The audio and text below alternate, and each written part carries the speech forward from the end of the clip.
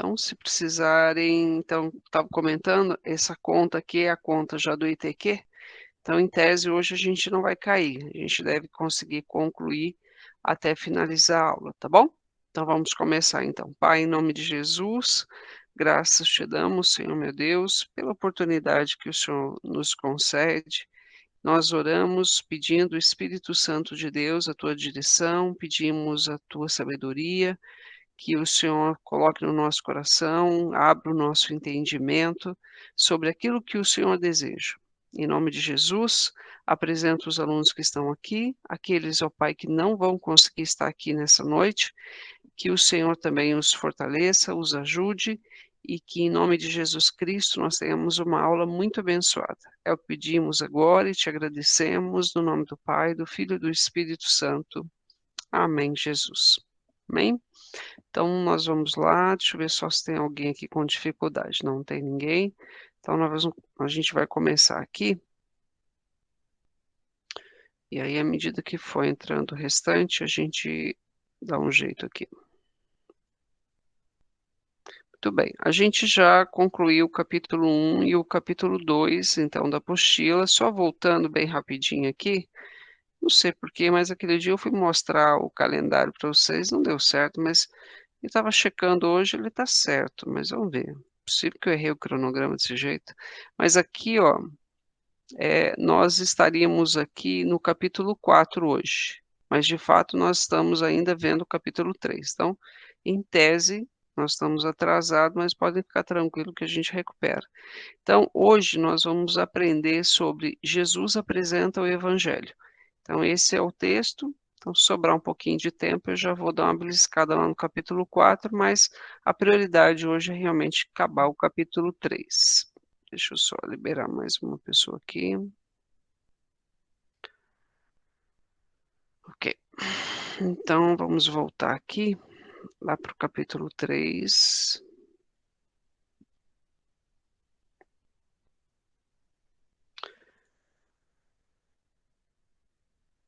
Ok. Então, basicamente, os 4 tópicos, ele vai tentar focar bastante do que é o evangelho, como o evangelho ele é pregado, né, e qual que é o principal propósito, né, de Deus, por exemplo, ter escrito 4 vezes a mesma coisa aparentemente, ou seja, a gente tem um livro os 4 evangelhos, né, que seria aí Mateus, Marcos, Lucas e João. A gente vai tentar entender um pouquinho também, o por que que escreveu tantos evangelhos, também uma visão quadrangular do assunto, né, como que a Aimee interpretou e de que forma que ela recebeu a inspiração do Espírito Santo de Deus para poder montar, né. A gente quando olha os 4 símbolos, também cada um deles, estão ali, representados também representando um dos evangelhos. Então a gente vai tentar também, passar por isso, porque depois vocês têm uma aula específica falando sobre a evangelho quadrangular, mas como os temas eles se interligam, a gente vai dar uma passadinha hoje, e depois nós vamos falar um pouquinho também da abrangência do evangelho, né, que ela é muito além, muitas vezes, de um relacionamento entre o homem e Deus, né. Ela fala também de outro de outro ponto que é muito importante, ela fala do relacionamento entre os homens também. Então, é disso que nós vamos basicamente falar no dia de hoje. Então, começando aqui, os evangelhos, né, o evangelho de Jesus Cristo, existem então 4 registros que estão ali no Novo Testamento, né, começando logo no primeiro livro, e foram compilados no cânon da Bíblia, ou seja, eles foram checados, verificados, certificados, né, por um grande comitê, né, de pessoas, historiadores, de pesquisadores, de clérigos, e que então definiram, né, esses 4 evangelhos. Os evangelhos, eles não estão dispostos na Bíblia na ordem cronológica. Acredita-se que o primeiro livro que foi escrito, inclusive, foi o livro de Marcos, né, daqui a pouquinho a gente vai falar um pouquinho, mas assim, de fato Esses 4 evangelhos, eles têm, vocês já devem ter lido os 4, eles têm alguns textos, né, que têm referências com os outros. Então é comum algumas bíblias até trazerem assim, ó, esse texto também você encontra no livro de Marcos, às vezes você encontra no livro de Lucas. Tem passagens que são bem específicas, então ela não se repete.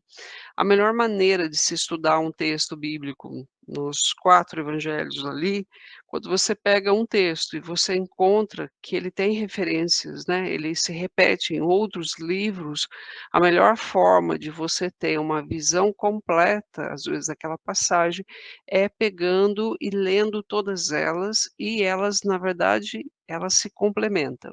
Então, é muito legal fazer estudo dessa forma, não isolado, mas procurar sempre a referência. Normalmente, traz para você uma visão diferente, porque de fato Jesus não é diferente. A passagem bíblica não é diferente. Então, o que que é diferente? É a visão de quem escreveu, sempre inspirado pelo Espírito Santo de Deus. Por quê? Cada livro foi escrito com um propósito, para um grupo de pessoas. Então, esta visão, ela é interessante você ver. Outro aspecto que a gente já comentou em aulas passadas, mas eu vou reforçar aqui. A Bíblia, ela não é um livro histórico. Então ela não vai se preocupar, por exemplo, se você vê assim: "Ah, tem um milagre do cego", por exemplo. Aí você vai ver lá que tem o milagre do cego, era um cego. Aí no outro texto, que ele está até marcando para você que corresponde ao mesmo milagre, ah, ela ali era 2 cegos. Então, será que a Bíblia ela se enganou? Será que ela não é correta? Nada disso. O ponto em questão para a Bíblia não é se é um cego, se é 2 cegos, se alguém registrou que é um cego, registrou que era 2. O que que é importante na Bíblia? É dizer assim: "Ele foi curado". Importante dizer que como Jesus curou.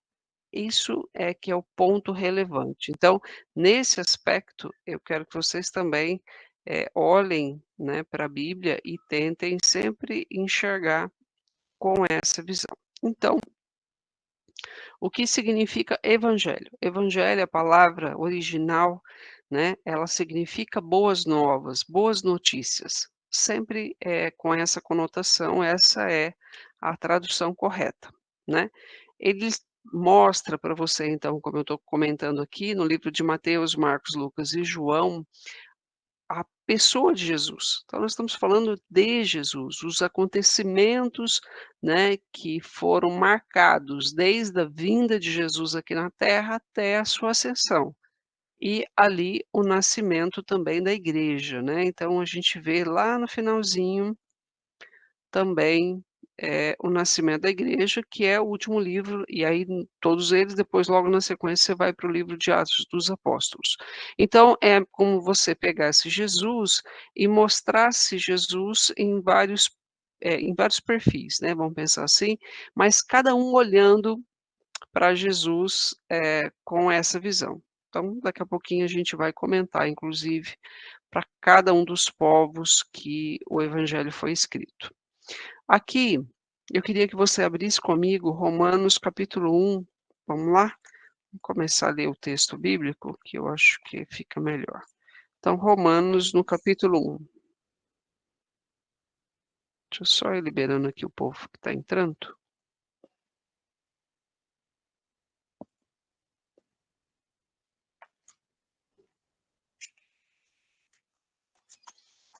Romanos capítulo 1, do verso 1 ao verso 3, o apóstolo Paulo diz assim: Paulo, servo de Jesus Cristo, chamado para ser apóstolo, separado para o evangelho de Deus, que antes ele prometeu pelos seus profetas nas santas escrituras acerca de seu filho Jesus Cristo, nosso Senhor, que foi feito da semente de Davi segundo a carne, e declarou ser o Filho de Deus com poder, segundo o Espírito de santidade, pela ressurreição dos mortos. Então, aqui o apóstolo Paulo, nesse breve texto aqui, o apóstolo Paulo faz um resumo e uma apresentação de Jesus Cristo, dizendo assim: ele nasceu pela carne da descendência de Davi, como já havia sido profetizado. E ele é, e não só ele é, como também se declarou como sendo filho de Deus. De fato, é isso que nós vamos ver nos 4 evangelhos. Exatamente isso, é Jesus vindo ao mundo, Jesus sendo Deus, declarando quem ele era, informando de onde ele vinha vindo ou de onde ele tinha vindo, qual era o seu propósito dele aqui na Terra e também para onde ele iria. Então Jesus ele define, né, toda a história e define ali durante todos os textos, isso é comum nos 4, o seu relacionamento com Deus e com os homens. Esse é o ponto focal.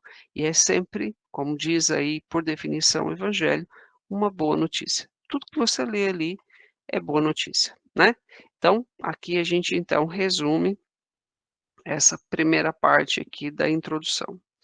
Com relação às boas novas, né, qual seria então a grande boa nova que nós encontramos no evangelho? Sem sombra de dúvida, o plano de salvação. Mas será que ali nós estamos apresentando um novo plano de salvação? Não, nós estamos ali registrando a concretização do plano de salvação. O Evangelho de Jesus Cristo tem em seu nome a palavra grega traduzida como evangelho, significando uma recompensa por se trazer boas notícias. Podemos assim defini-lo então como as boas novas, boas notícias de salvação na pessoa de Jesus Cristo. Então, o evangelho não consiste em um novo plano, né, na verdade, ela é a concretização daquilo que Deus, na verdade, havia planejado há muitos anos, já havia anunciando, começou anunciando lá no livro de Gênesis, onde ele fala, né, que ele colocaria ali entre a semente da mulher e a semente da serpente, né, já concretizando ali, declarando o que ele faria, e aí ele vem a cada livro da Bíblia anunciando, profetizando, usando seus profetas e tudo mais, anunciando a vinda de Jesus Cristo, até que passam-se 400 anos de silêncio entre o término do Velho Testamento e o surgimento de Jesus. E aí então ele concretiza definitivamente esse plano. Evangelho, então, é a ação redentora de Deus em seu Filho Jesus Cristo, e é uma chamada de fé nele. Então nós sabemos que a salvação, ela está condicionada a eu crer que Jesus é filho de Deus, crer no plano que ele fez para mim. Sem isso é impossível ser salvo. Não existe nenhuma boa ação nessa terra que eu possa fazer que seja justificado. Quando a gente pega o livro de Atos dos Apóstolos, esse é o texto, assim, que eu mais, acho que retrata muito bem esse conceito que eu estou falando para vocês, de que não basta ser bom, não basta dar esmola, não basta orar, não basta nada disso. Você precisa de Jesus, esse é o meio. Se você pega o livro de Cornélio, a Bíblia diz que Cornélio era um homem temente a Deus, ele era um homem que dava esmolas, que ajudava os pobres, então ele tinha, assim, né, uma preocupação, uma assistência social muito forte. Ele, orava todos os dias, ele buscava a face do Senhor todos os dias. Você pensa: "Nossa, mas isso aqui não vai para o céu?". A Bíblia mostra claramente que não era suficiente, porque a Bíblia manda um anjo lá dizer para que ele procure Pedro, porque Pedro iria explicar para ele tudo o que ele deveria dizer. E quando Pedro chega, nada mais, nada menos, Pedro declara e explica quem era Jesus. Então, não há outro meio de ser salvo se não for através do crer. Crer em Jesus.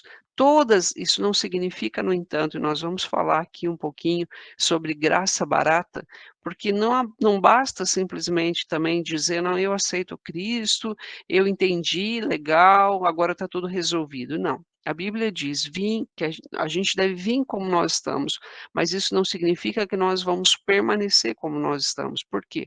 Porque a Bíblia também requer de nós agora uma mudança de vida, é o novo que tem que aparecer, né. A velha criatura precisa morrer. Então isso é muito importante também, porque existe o que a gente chama de conduta, e existe a santidade, que isso não se separa do processo de regeneração que Jesus Cristo fez por nós. Então, não é também porque é pela fé, então basta acreditar. Não, eu preciso também dar fruto. E um fruto mais importante que eu creio na vida de um cristão, tem pessoas que associam só a evangelização. "Ah, fruto é ganhar almas para Cristo". Ok, fruto, ganhar alma para Cristo, isso faz parte do processo. Mas a sua transformação, a sua mudança é o grande fruto que nós esperamos. Esse é o grande milagre, né, porque quando Jesus vira para os seus discípulos e diz assim: "Olha, todas essas coisas que vocês estão vendo que eu estou fazendo, vocês também farão coisas semelhantes e maiores do que essa". E aí eu fico pensando, que coisa maior do que essa que nós podemos fazer, do que Jesus já não fez ali? Então Jesus, ele ressuscitou mortos, Jesus curou enfermos, Jesus, ele deu ordem ao vento, à tempestade, Jesus andou sobre as águas. O que mais nós podemos fazer além disso? A única explicação que eu enxergo é isso, pessoal, sempre quando Jesus fala isso, nós nunca vamos poder fazer o sacrifício de cruz, isso é só Cristo que pode. Mas qual outro grande milagre que nós podemos fazer? É matar a nossa natureza carnal, né, é destruir aquilo que é, muitas vezes, barreira para que nós sejamos exatamente a imagem e semelhança de Jesus. Esse é o grande milagre. O milagre começa em nós, para depois ele poder nós podemos ser usados para realizar milagres em outras pessoas. Esse que eu acho que é o grande princípio. Então, olhando ainda Romanos no capítulo 1, vamos ler mais esses 2 textos aqui, no verso 16, ele diz assim: "Porque eu não me envergonho do evangelho de Jesus Cristo, pois ele é poder de Deus, para a salvação de todo aquele que crê, primeiro do judeu e também do grego. Porque nele a justiça de Deus é revelada, de fé em fé, como está escrito: "O justo viverá pela fé". Então, a fé, ela é algo que o cristão não pode perder. A Bíblia diz e fala, né, que a fé, eh, ela é que agrada a Deus, porque sem fé é impossível agradar a Deus. Ela fala sobre a fé como é pela fé que nós vencemos o mundo. Então não existe outra forma de acontecer. Aí nós já falamos aqui, acho que numa das primeiras aulas, falando sobre a certeza que está aqui dentro de nós, de que Jesus Cristo é Deus, de que Jesus Cristo veio nessa terra, que tudo aquilo que eu vejo e leio na Bíblia é verdade. Essa certeza que está intimamente dentro do meu coração, nada mais é do que algo que o Espírito Santo de Deus colocou dentro. Foi o Espírito Santo de Deus que colocou, porque a Bíblia diz também que ele dá para nós essa porção de fé, ele derrama essa primeira parte da fé. Agora, o que eu quero dizer para você é que a fé, ela não é estática. A fé é assim: "Ah, então eu já recebi uma parte da fé, legal, fechou aí, acabamos o assunto". Não, não é assim. A fé, ela é um processo também gradativo. Eu primeiro preciso receber aquela primeira porçãozinha do Espírito Santo, porque senão eu nem teria ido lá na frente aceitar Jesus Cristo como Senhor e Salvador. Beleza, eu fui lá, já foi o Espírito Santo de Deus quem me convenceu. Foi o Espírito Santo de Deus quem me deu essa porçãozinha de fé. Só que agora a minha fé, ela precisa ser aumentada, né. E uma das formas da fé ela ser aumentada é pelo quê mesmo? Como é que eu faço para a fé aumentar?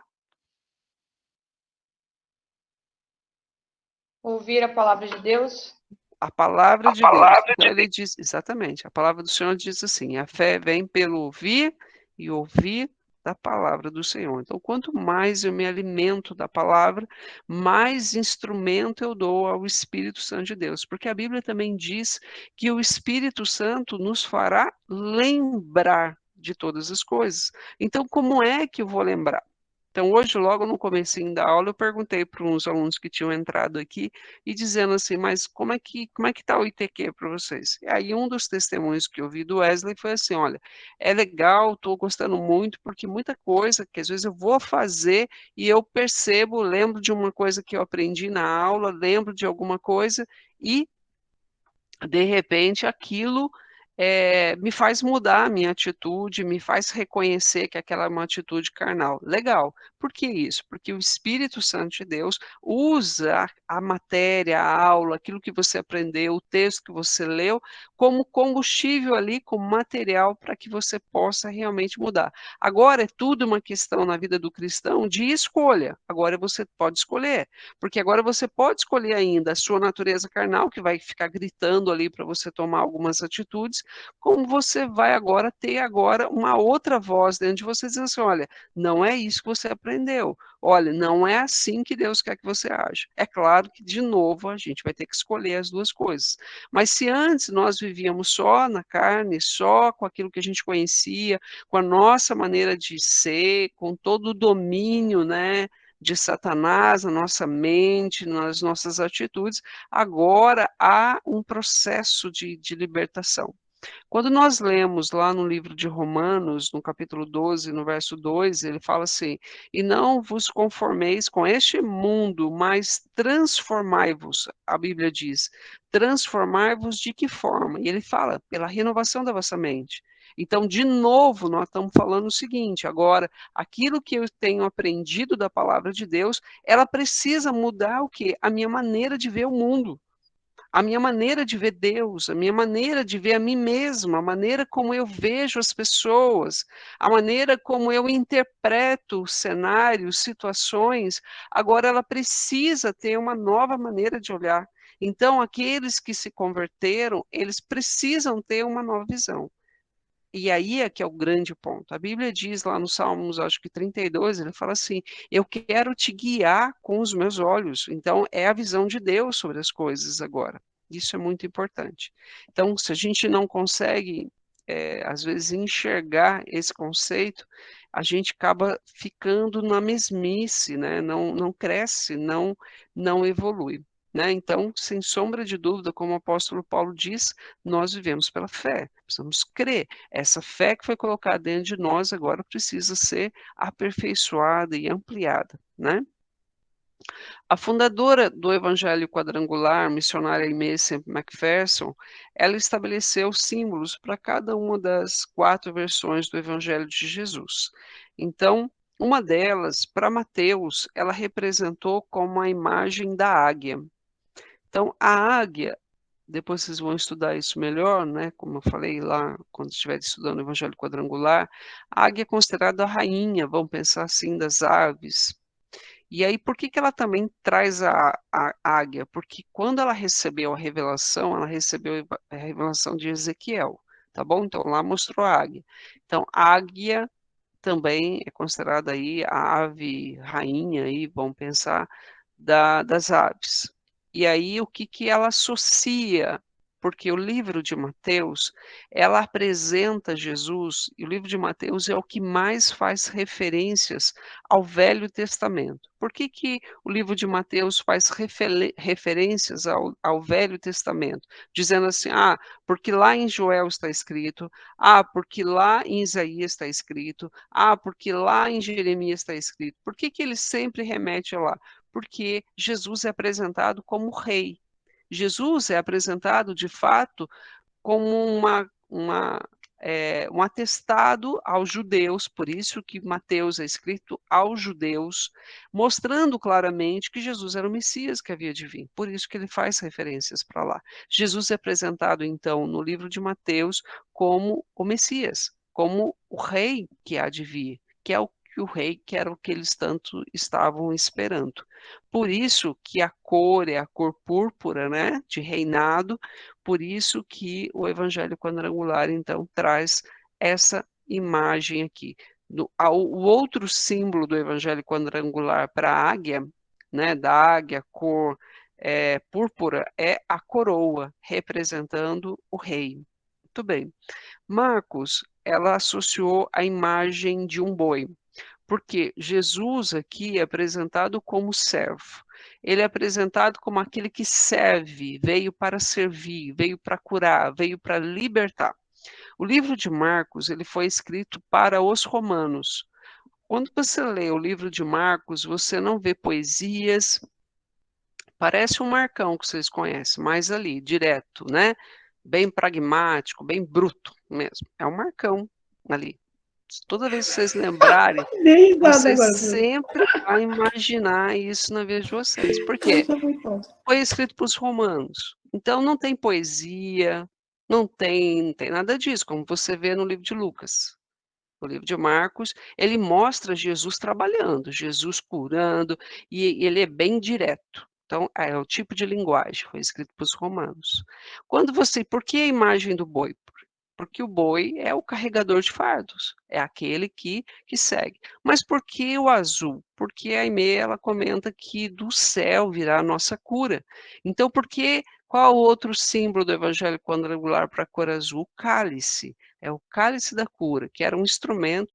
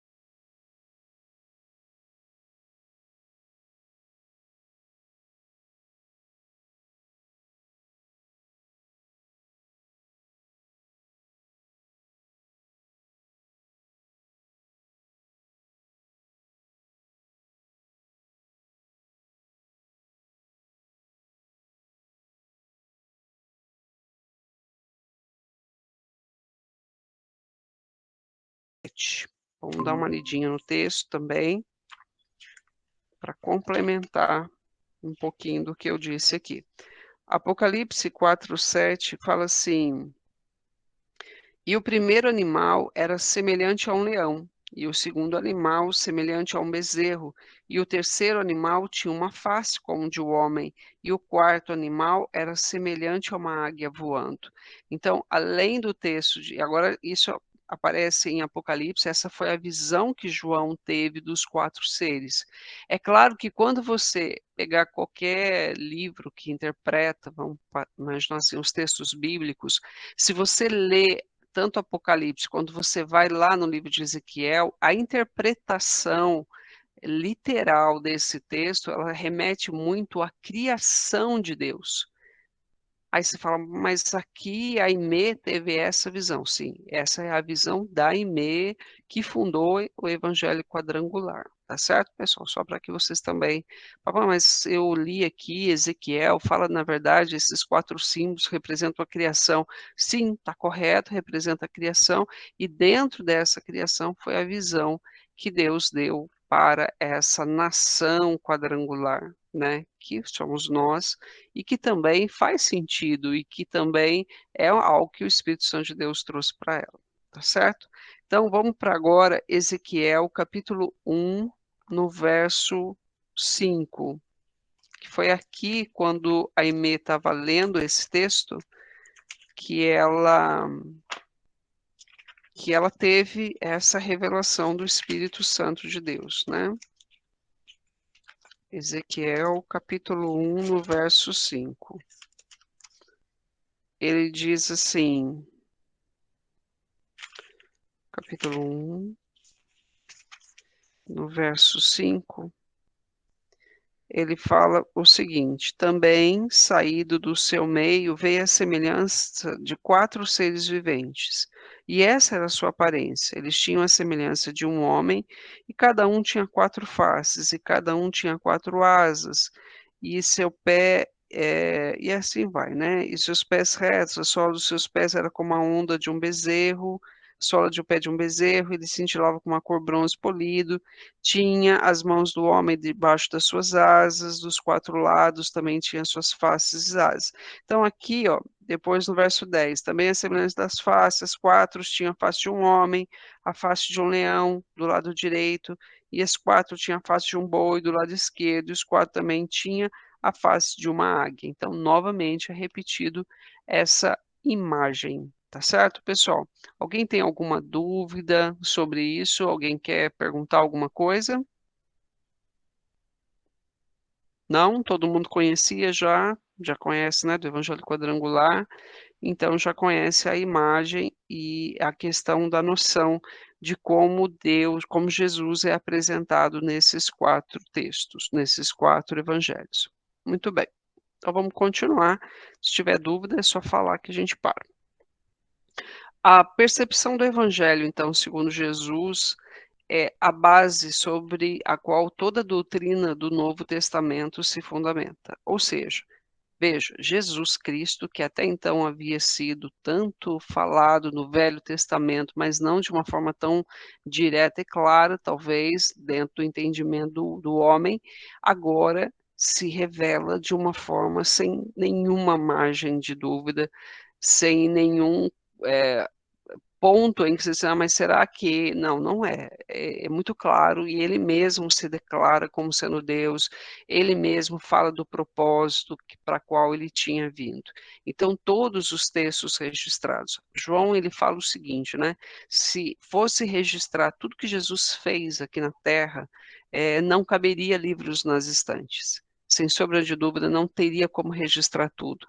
E aí, então, quando você vê os 4 evangelhos, e até me perguntei, falei, mas Senhor, se era tanta coisa que o Senhor fez, por que então alguns textos eles se repetem? Por que que nós gastamos, vamos pensar assim, espaço na Bíblia, então, para registrar o mesmo texto?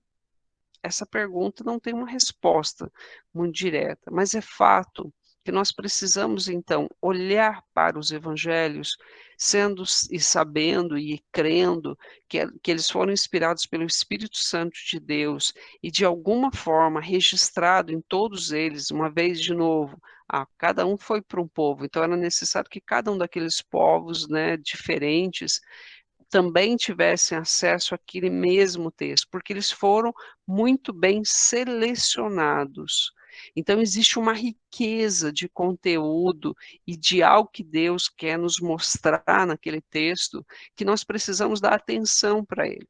Uma coisa que vocês sabem do que eu vou dizer agora, com muita propriedade, pelos anos de vida que vocês têm na igreja, é de que o quanto o mesmo texto bíblico fala de diversas maneiras, com várias pessoas diferentes, ou às vezes até com o mesmo pregador. Quem já não pegou um texto que o mesmo pregador pregou aquela passagem, você fala, mas já pregou mais de 10 vezes e parece que está diferente. Por quê? Porque a palavra de Deus, sem sombra de dúvida, se renova, como diz a irmã logo no início também.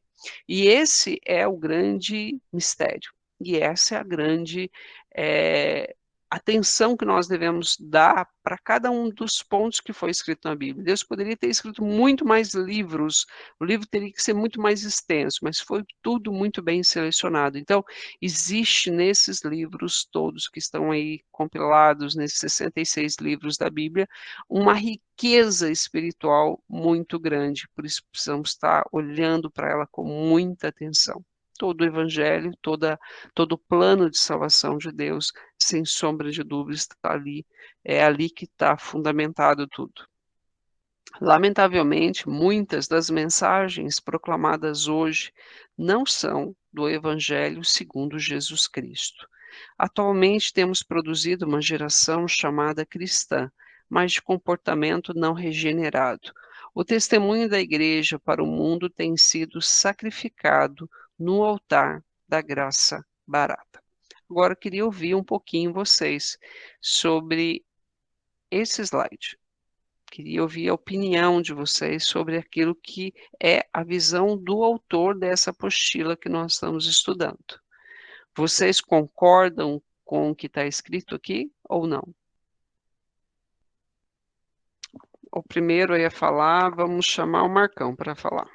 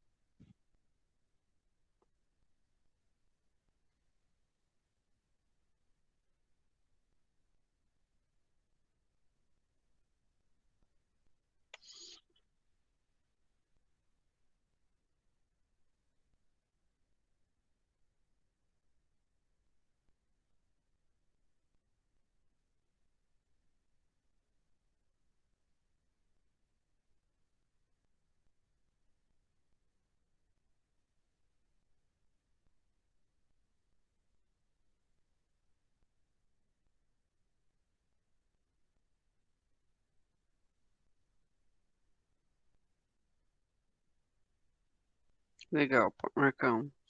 Wesley?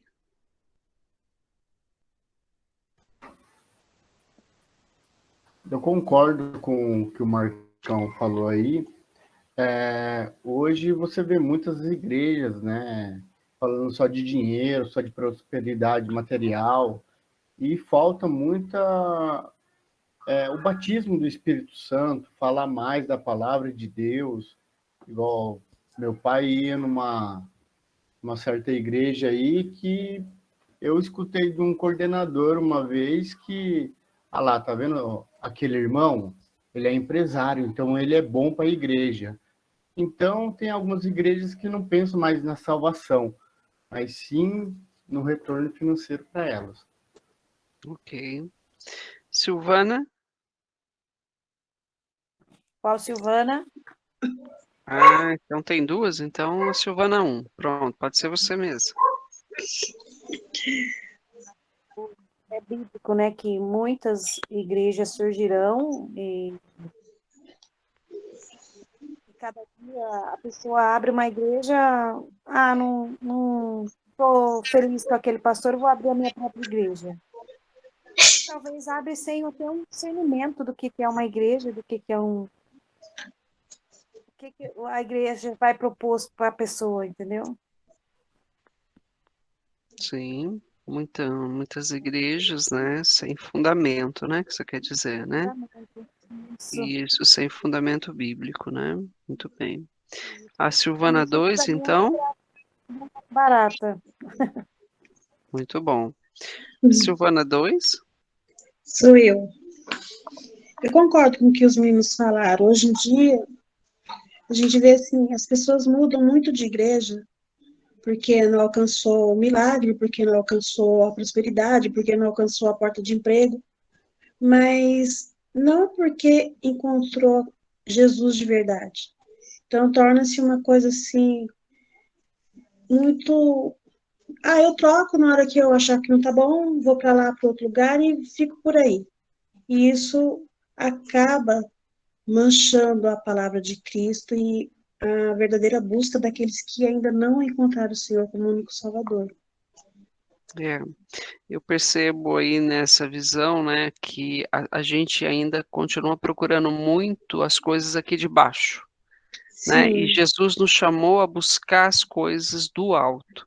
Então, quando nós oramos, muitas vezes, nossos pedidos é: Senhor, eu preciso resolver aquele problema, Senhor, eu estou com um problema de relacionamento aqui, eu estou sonhando com a minha casa, tal, tal, tal.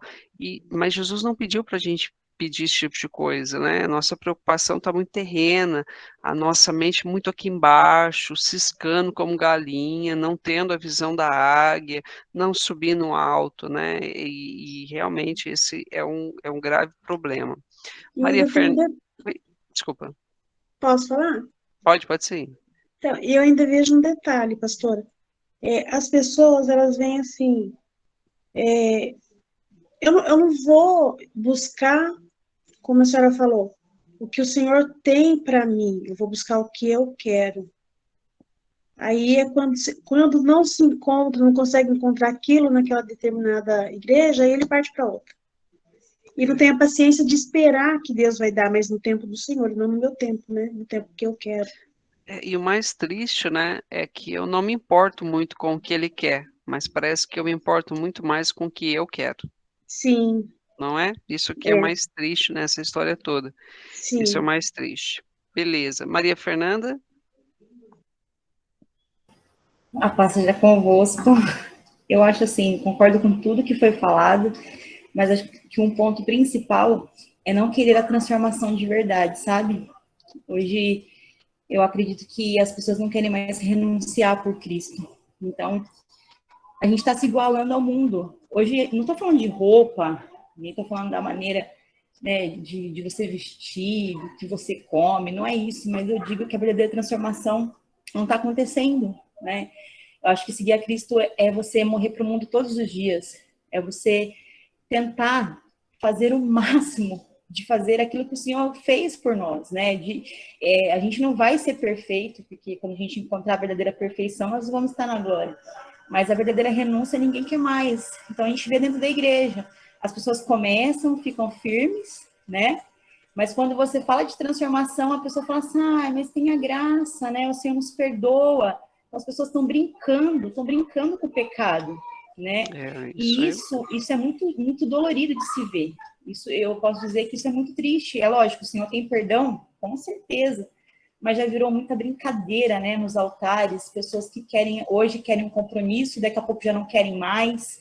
Então, eu acredito que a verdadeira transformação, as pessoas não querem mais. E aí que está o nosso posicionamento como igreja, de pregar a salvação, pregar a libertação e pregar a verdade, né? Não ficar enganando ninguém. Não, a gente vê muitos hoje falando, né, dessas falsas doutrinas sobre dinheiro. Venha como está e fica como está. Como o Senhor não fala isso, né? Vinde como estáis. Mas você precisa passar por todo o processo de transformação, porque você não vai ficar do jeito que você chegou quando você encontra Cristo verdadeiramente. Alguém diz aí, eu não sei exatamente quem disse isso, mas assim, o ponto em questão não é se o cristão deixou o mundo, mas se o mundo saiu dele, né? Porque ele já trouxe o mundo para dentro dele e ele não deixou o mundo sair ainda, né? Ele até fisicamente saiu, mas o mundo permanece dentro dele. Isso é muito triste mesmo, e a questão, isso é o que a gente chama de graça barata, né? Achar que você pode, porque a palavra assim, a gente fala assim, vamos servir a Deus. Bem, se nós vamos servir a Deus, tem que ter alguém que manda nesse negócio, né? E quem manda não sou mais eu, é ele quem manda. Então tem que ser do jeito dele, não é mais do meu jeito.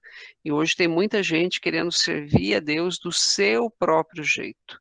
E aí é que a coisa complica, né? Muito bem. Bruna?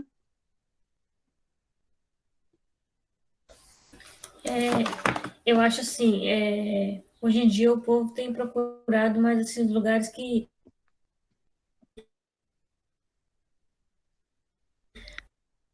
Bruna, acho que falhou um pouquinho. Tem procurado lugares? Acho que ela travou lá, algum né? lugar que o pastor prega prosperidade. Uhum, é isso aí. É aquela velha história, né? Não assim, prosperidade, ou só procura uma cura, mas aí depois já foi curado e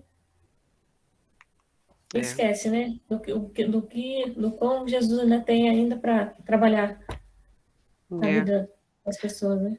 Mas uma das coisas que eu não sei o que vocês acham, mas é, as pessoas às vezes acham que elas não entendem muito bem ainda o que é o culto, por exemplo, né? Elas vão lá para serem abençoadas, não para receber.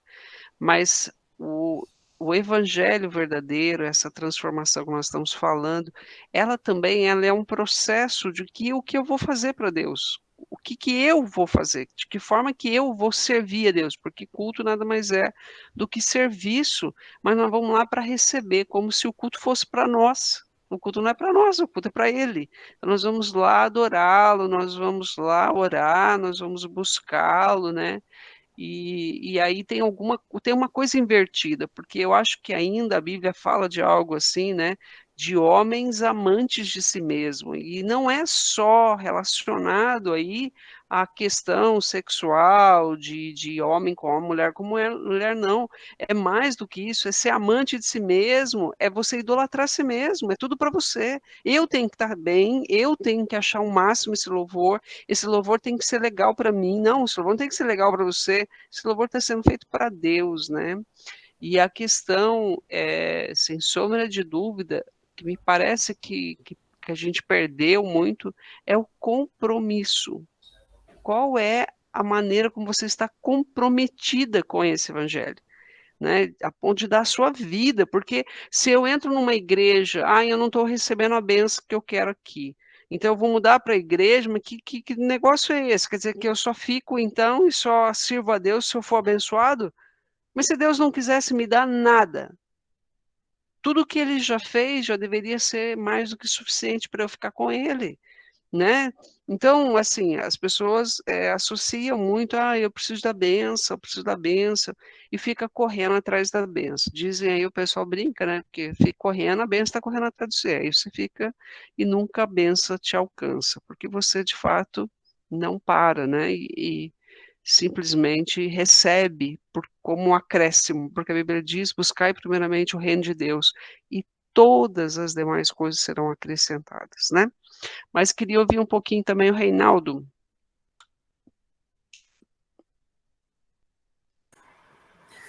Tá me escutando? Sim, Sim.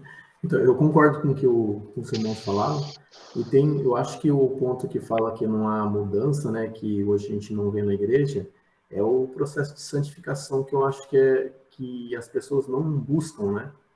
Esse processo de você fazer a leitura, de você querer fazer a vontade de Deus, de você estar não procurando vamos dizer, a bênção, né, dentro da igreja para você, mas você ir na igreja, né, e você viver de uma forma que agrade a Deus. Hoje, cada um tenta fazer a sua própria vontade, buscar Deus como, às vezes, como fosse um gênio, né, que vai atender todos os seus pedidos, e esquece do processo de santificação. Que nem na Bíblia mesmo coloca, quando Davi pecava, colocava que ele se arrependia, né? Então, ou seja, ele não iria fazer mais, ele não queria mais pecar, não caía naquela mesmo pecado. Hoje o que acontece muito ao pecado, não busca o processo de santificação e erra de novo e assim vai sucessivamente. muito bom, pessoal. Eu não consigo ver. Ei, a mulher, quem que é essa daí que eu não sei quem é? A Jaíse, é que eu entrei com o usuário errado, eu entrei com o usuário da minha empresa. Ah, entendi. Como é que é o seu nome mesmo? É Jaíse. Jaíse, muito bem, Jaíse. Diga-me lá, Jaíse, qual que é a sua visão? Então, eu acho que nesse processo da gente acabar sendo muito amante de nós mesmos, a gente acaba querendo também moldar Jesus, criar um personagem de Jesus que ele não é. Então, quando a gente vê nas escrituras, né, que Deus, a ira de Deus estava sobre nós por conta do pecado.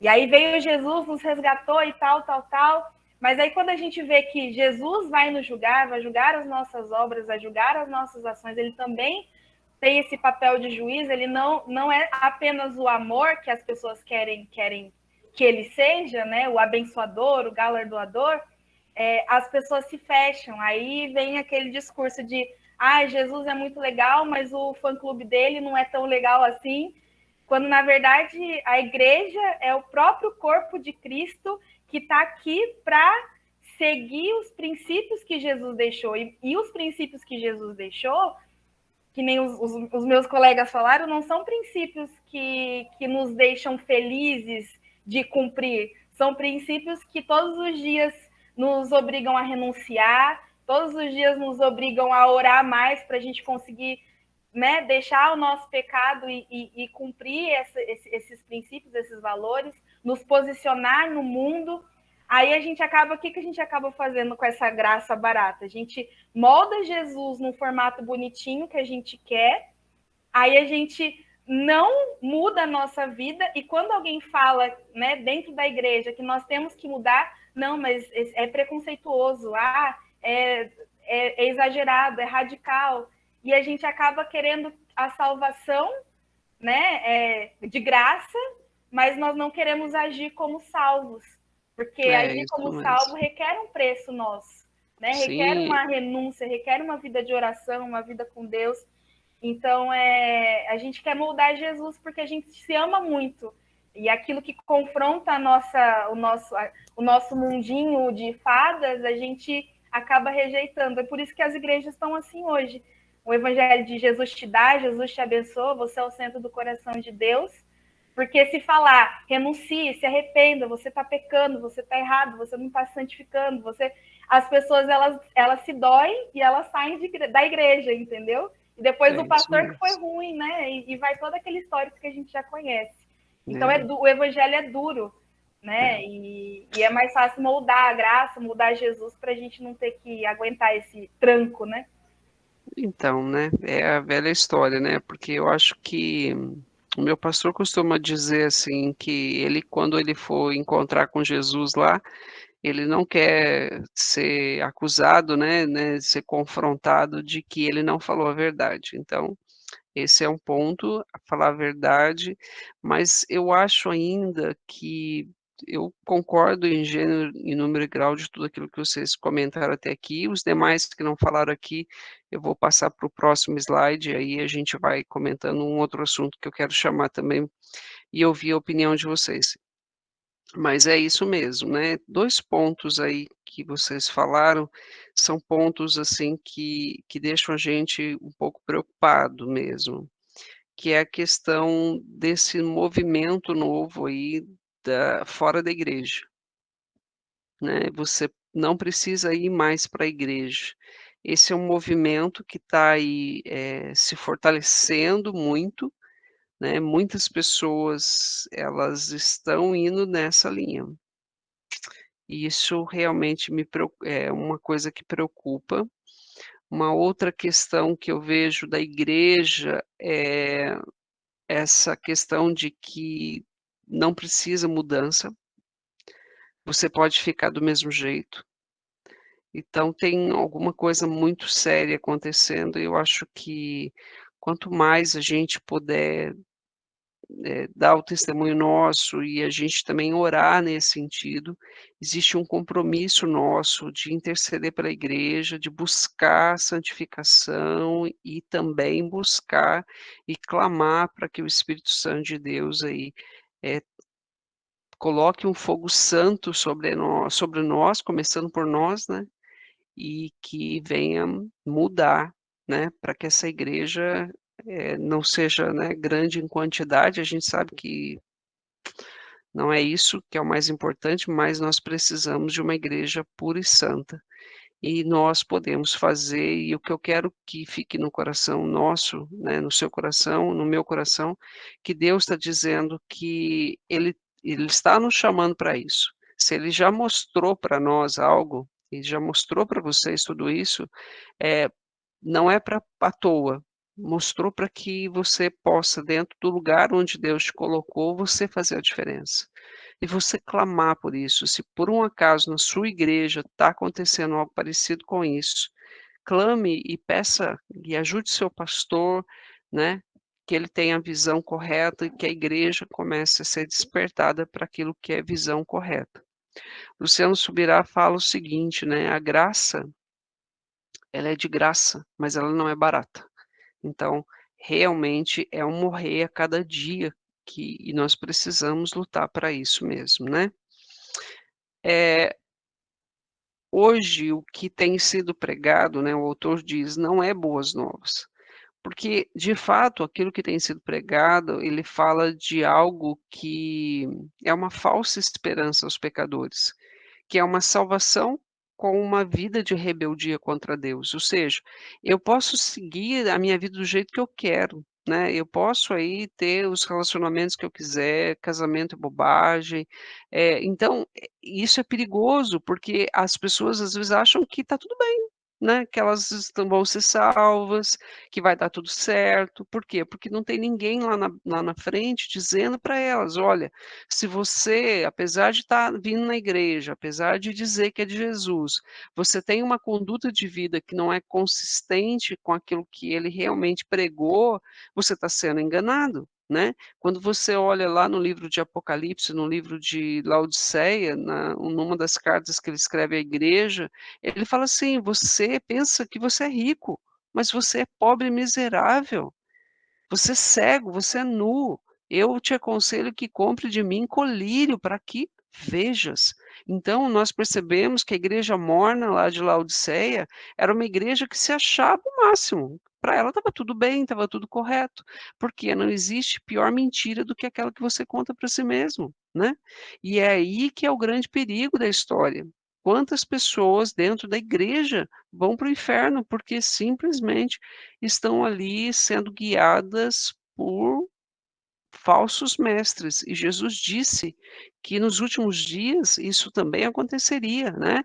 Muitos se levantariam e enganariam muitos, né?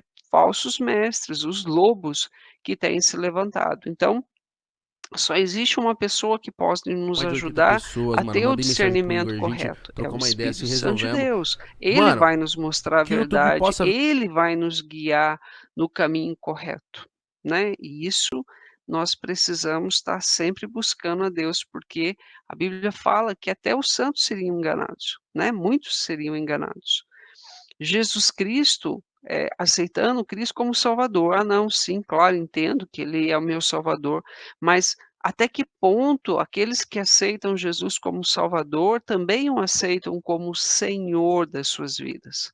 Aquele que realmente comanda, aquele que realmente é consultado todos os dias, aquele dos quais nós temos que ter um relacionamento para não só conhecer a sua palavra, mas sermos guiados pelo espírito de poder que nos capacita a vencer o pecado, né, porque nós, de nós mesmos, nós não temos isso em nós, o que nós temos é uma natureza caída, nós somos pecadores, mas existe dentro de nós algo que a Bíblia diz que é um tesouro em vaso de barro, que é a presença do Espírito Santo, que hoje nos capacita sim a não pecar, a lutar contra esse pecado e a cada dia nos libertar, porque o que a gente sempre eu sempre comento com os alunos, santidade para mim nada mais é do que liberdade. À medida em que eu vou me santificando, eu vou me tornando livre, porque o pecado já não me domina mais. Aquilo que antes me subjugava, não me subjuga mais. Então, santidade para mim é a mesma coisa que liberdade. A Bíblia diz: "Onde está o Espírito de Deus, aí há liberdade". Então eu tenho que ser livre. Será que nós já somos livres? em todas as áreas da nossa vida, em todos os aspectos? Essa é uma pergunta que cada um precisa responder. E cada um precisa crescer em Deus e dizer assim: Senhor, quantas coisas o Senhor já fez? Se nós formos olhar para nós hoje, o que nós somos hoje, nós vamos dizer: Senhor do céu, que maravilha, quantas coisas o Senhor já realizou na minha vida. Hoje eu sou melhor do que eu fui ontem. Mas, Senhor, eu quero ser melhor amanhã do que eu sou hoje. Então, quais são as áreas da minha vida que eu ainda preciso mudança? Isso não depende de pastor de igreja, isso não depende de nada, isso depende do meu relacionamento com Deus. E veja, tudo isso que eu estou dizendo não é porque eu não quero que vá na igreja, muito pelo contrário. Eu entendo e acho muito importante a igreja de Deus física aqui na Terra. E não só isso, foi ele que instituiu a igreja. Nós precisamos viver em comunidade, nós precisamos ir ao templo de Deus, isso faz parte da nossa vida cristã. E isso é algo que, de novo, nós precisamos defender isso, porque realmente as pessoas estão achando que elas podem ficar dentro da casa delas, servindo a Deus do jeito que elas acham melhor e que é mais confortável, né? E não é isso. Então, se eu estou dentro da minha casa seguindo a Deus, e pior de tudo, esses dias eu encontrei alguém que me disse, eu não encontrei diretamente a pessoa, ela dizendo que ela recebeu uma revelação de Jesus, que Jesus falava isso para ela, que ela não precisava ir mais para a igreja. E aí, eu fico pensando, né, deve ser conforme a irmã comentou aqui, é o Jesus do conto de fadas, né, é aquele Jesus que fala aquilo que a gente quer ouvir. Que Jesus é esse? Não é o Jesus verdadeiro, é o falso Jesus, né. Boas novas de Cristo, mas novas de uma fé fácil e traiçoeira, que não faz qualquer exigência moral para a vida dos pecadores. Má notícia, porque leva para o inferno, né? E nós aqui, então, como a gente comentou, somos aqueles que Deus quer usar para defender o evangelho de Jesus Cristo. A Bíblia chama de evangelho o evangelho de Deus, significando uma mensagem que tem procedência divina, não é produção humana. Não é o homem quem inventou o evangelho, foi o próprio Deus, né. No livro de Atos dos Apóstolos, existe lá uma reunião que é registrada entre sacerdotes, os mestres da lei, e alguém vendo um movimento da igreja que estava surgindo, Pedro, tantos homens, né, de Deus falando de uma forma, assim, ousada, e que estava causando uma grande preocupação, e alguém se levanta no meio daqueles homens, né, e diz assim: "Olha, quantas seitas já passaram por nós, quantas coisas já aconteceram, quantos homens já se levantaram também com os seus ensinamentos, e nenhum deles permaneceu, nenhuma dessas doutrinas, seitas, elas ficaram de pé depois que os seus, líderes morreram".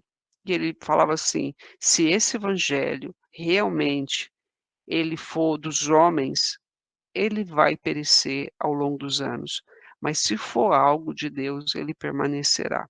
Hoje já se passaram mais de 2000 anos, e nós vemos então um carpinteiro sem grandes estudos, sem nenhuma riqueza, transformar o mundo do jeito que transformou. Independente se uma pessoa ela é crente ou não, ela é obrigada a aceitar o calendário que diz antes e depois de Cristo. Então, assim, aquilo que pode parecer loucura para o mundo, na verdade é o evangelho do reino de Deus, que foi, eh, falado, atestado e trazido pelo próprio Deus. Então é algo que permanece e que não é passageiro. O reino é atestado por marcas de santidade no caráter, tais como amor, bondade e mansidão. O reino é igualmente atestado pela implementação de valores sociais, como justiça e paz. Então, aqui ele fala de algo que Jesus disse aos seus discípulos: o reino de Deus já está dentro de vós. algo que quando Deus decide fazer morada dentro de uma pessoa, e ele pode escolher qualquer lugar do mundo para viver, mas a Bíblia diz que ele escolheu eu e você. E aí, a partir desse momento que o próprio Deus habita dentro de nós precisamos ter uma percepção maior da presença de Deus, naquilo que nós falamos, na maneira como nós agimos. E algo que Deus quer produzir em nós é esse fruto, o fruto do Espírito, que é amor, paz, alegria, bondade, benignidade, mansidão, fidelidade, né? Que é um dos itens que ele comenta, e domínio próprio. Todas essas coisas são marcas no caráter de uma pessoa. E é isso que Deus quer mudar dentro de nós, é a transformação dentro de nós. Mas também o reino, ele não é algo que Deus, tá bom, Deus está trabalhando em mim, Deus está fazendo algo em mim, mas a Bíblia não fala de um evangelho que trata só de si mesmo. Ele fala de alguém que está olhando para o lado de fora também. Então, também é a aplicação de valores e implementação de questões sociais, como justiça e paz. Não existe quando você pega o livro de Tiago ele vai falar o seguinte, né, alguém chega até você com fome, com sede, com frio, cansado, e alguém chega na porta da igreja e você diz: "Oh, pois não, em que posso ajudá-lo?". "Não, que eu estou com fome, estou com sede". Eu estou cansado, e você diz para ele assim: "Olha, eu tenho algo muito importante para te dizer. Eu quero te dizer que Jesus é maravilhoso, que Jesus morreu na cruz do Calvário por você, que Jesus, ele vai te curar, que Jesus vai te dar tudo o que você precisa. Oh, que Jesus maravilhoso". E aí você vira para ele e diz assim: "Agora o senhor pode ir, eu já entreguei para você a sua mensagem". Não é disso que Jesus está falando.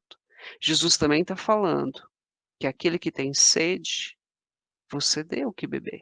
Aquele que tem fome, você dê o que comer. E Jesus vai dizer assim: "Olha, quantas vezes vocês me deram água, vocês me deram comida, vocês foram me visitar quando estive preso". E alguém vai dizer assim: "Mas Senhor, nós nunca fizemos isso para o Senhor". E os discípulos perguntaram, e ele disse assim: "Quando fizerdes a um dos meus pequeninos, a mim também vocês também farão". Então aqui agora nós vamos passar por um outro ponto. Qual o compromisso da igreja? De que forma nós estamos aqui de fato mostrando que nós realmente nos importamos? Daqui a pouquinho vou abrir aqui para falar com as outras pessoas que ainda não falaram aqui.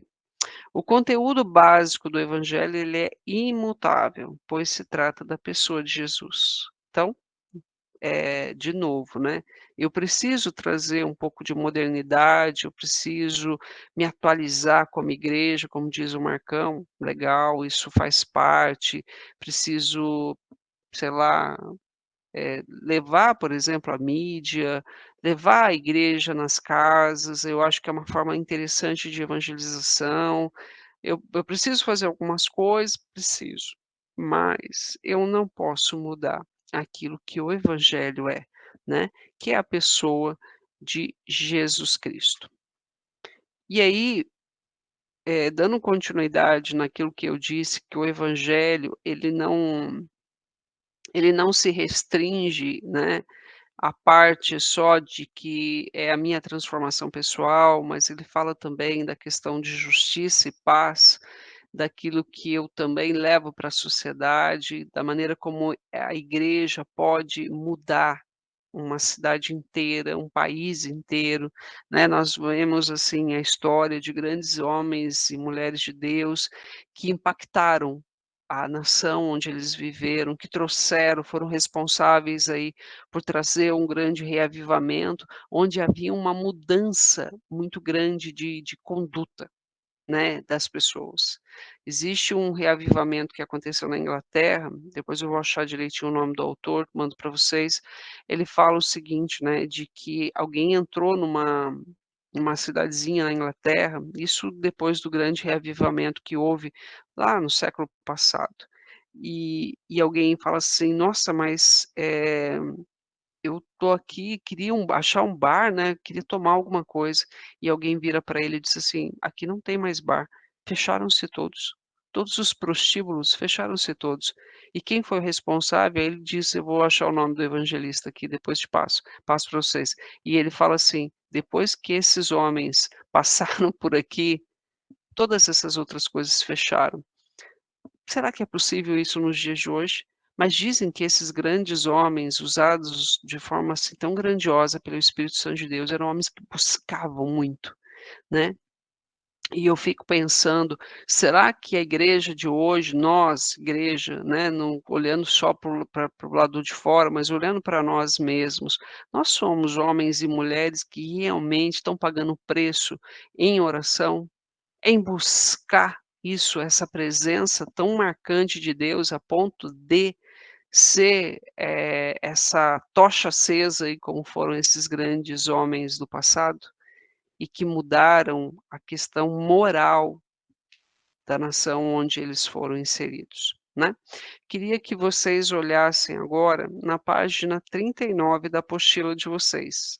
Vocês, não sei se todos pegaram a sua apostila, mas quem não pegou, eu aconselho você dar uma pegar lá, que talvez ajude você depois para fazer a prova. Mas eu vou ler aqui para vocês na página 39, depois olhem aí. Essa doutora, W.A. Visser, ela disse algo que eu quero e aí vou abrir aqui o fórum para vocês me ajudarem aí nessa interpretação, tá bom? Ela diz o seguinte: "Eu creio", disse ela, "que com respeito à grande tensão entre a interpretação vertical do Evangelho como essencialmente preocupada com o ato da salvação de Deus na vida dos indivíduos e a interpretação horizontal disso, como principalmente com as relações humanas no mundo. Devo fugir daquele movimento oscilatório mais do que primitivo de ir de um extremo para o outro. Um cristianismo que tem perdido sua dimensão vertical, tem perdido seu sal. E é não somente insípido em si mesmo, mas sem qualquer valor para o mundo. Mas um cristianismo que usaria a preocupação vertical como meio para escapar de sua responsabilidade pela vida comum do homem é uma negação do amor de Deus pelo mundo, manifestado em Cristo. Deve tornar-se claro que membros de igreja que de fato negam suas responsabilidades com o necessitado em qualquer parte do mundo são tão culpados de heresia quanto todos os que negam este ou aquele artigo de fé. Vamos abrir aqui para o fórum.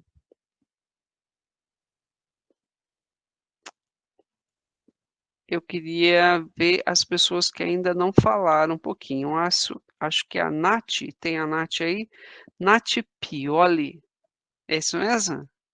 Puxa, agora que a pergunta ficou difícil, você me chama, Priscila? Pastora, eu falei isso mesmo. Eu falei, poxa, minha pergunta é mais difícil. Vai que é tua, Nath. Eita, agora. Estamos na intercessão aqui. Nath, então vamos tratar o assunto em partes aqui para facilitar a nossa vida. Ela comenta, primeiro, vocês devem ter ouvido aí, porque quando a gente lê o texto, você está com a apostila não, Nath? Tô sim. Tá, legal. Então você acompanhou o texto pela apostila? Legal. Na página 39. Então ela fala assim de dois eixos aí. Ela fala o eixo vertical aqui em cima, que é basicamente o meu relacionamento com Deus.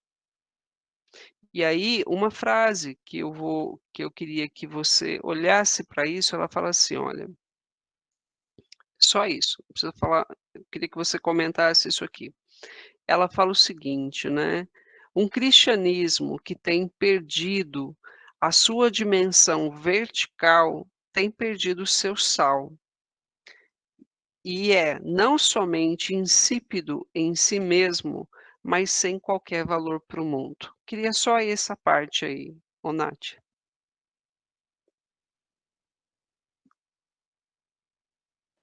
que você acha? Então, aqui, pastora, para ver se eu entendi certo, tá falando sobre o nosso relacionamento com Deus e o nosso relacionamento com o próximo, né? Com as pessoas que... Nessa frase que eu estou pedindo para você se concentrar, porque esse é um texto bastante amplo. Nesse texto, eu estou falando só do relacionamento vertical, que ela fala o seguinte, ó, um cristianismo que tem perdido a sua dimensão vertical tem perdido o seu sal. E é não somente insípido em si mesmo, mas sem qualquer valor para o mundo. Eu só quero que você comente essa parte aí.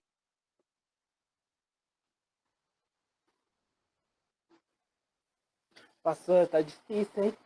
Então tá bom. Então eu vou te dar. Não, eu não entendi. É porque eu não entendi essa parte. Cadê aqui, ó? Do vertical. Seria eu com Deus? Porque vertical é assim, horizontal, eu com o próximo. É Perfeito, isso? perfeitíssimo. Ah, É tá isso vendo, pastora? aí, A gente vai no aí. tranco, mas a gente Maria, perde. Maria Fernanda tá lá orando para você. Então vamos lá. É isso aí. Então, Vertical, eu e Deus. E ele fala o seguinte, né? Se eu perco essa conexão, eu perco o sal. Lembra que Jesus disse que nós somos sal desse mundo?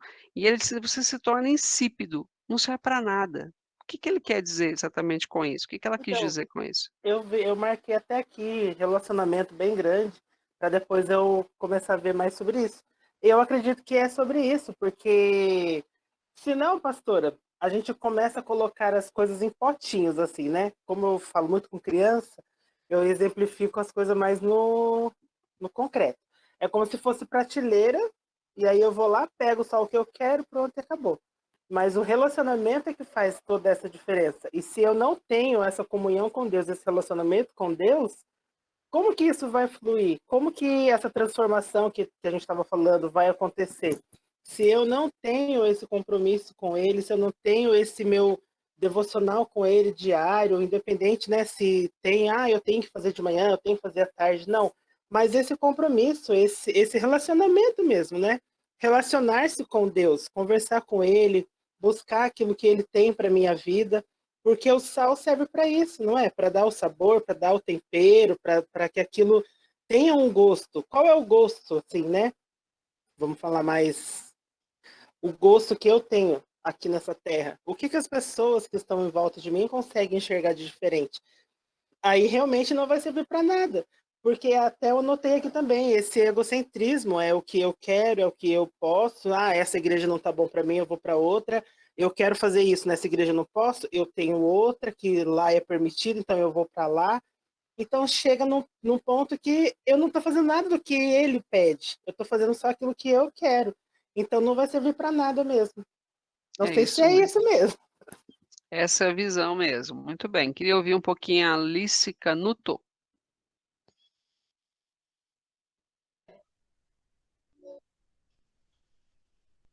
Você fechou de novo, Alice. Acho que fechou de novo. Tá ouvindo agora? Sim. Amém. Então, sobre o... Calma, filha. Sobre o crescimento vertical, né? É algo que nos sustenta como cristão, como a palavra do Senhor já nos fala, que a gente é o sal da terra e a luz do mundo. E esse sal vem do céu para a nossa vida, não é algo que nós já nascemos com isso, não é algo que nós temos porque somos autossuficientes, é Ele que nos dá. E se nós não tivermos esse relacionamento com Ele, não tem como a gente obter esse sal. Então a gente perde o gosto e não tem o que a gente servir à humanidade, porque nós vamos ser iguais a eles, então diferença nenhuma a gente vai fazer. Perfeito, isso mesmo. Então, Alice e a Nath tá direitinho dentro do conceito aí que a gente está falando aqui, é a primeira parte do conceito. Então, eu não tenho nada para oferecer, né? Eu preciso todos os dias estar com ele, porque senão eu não tenho nada para dar. Então, eu sempre costumo dizer assim, olha, eu antes de falar com qualquer pessoa, naquele dia, eu preciso falar com Deus primeiro. Senão eu não presto como pessoa. Eu vou lá e vou fazer um monte de coisa errada. Então, primeiro eu vou lá falar com ele cedo. E depois eu vou falar com quem quer que seja. Eu preciso primeiro ter um bate-papo com o meu Senhor primeiro. É isso mesmo, essa busca dele para que eu seja transformado. O apóstolo Paulo, lá no livro de 1 Coríntios, ele fala assim: "E nós não somos como Moisés, que usava uma, né, uma máscara, né, mas usava um pano para cobrir o seu rosto, para não mostrar a glória que desvanecia, mas nós, com o rosto desvendado, como por um espelho, refletimos a glória do Senhor e somos transformados por ela. Então, quando eu estou na presença de Deus, ainda que eu não sinta tanta coisa assim, de repente você não vê nenhuma luz, nenhum calor, você não está sentindo nada, mas você pode ir com fé de que só estando na presença dele, essa glória de Deus, ela começa a mudar a sua natureza, ela começa a te transformar. Está perfeitíssimo. E aí, então, eu tenho algo para dar. Eu tenho sal em mim, não se torna uma pessoa insípida. Perfeito. Agora, vou chamar a Denise. Denise, eu queria que uma outra parte do texto que ela fala assim, olha.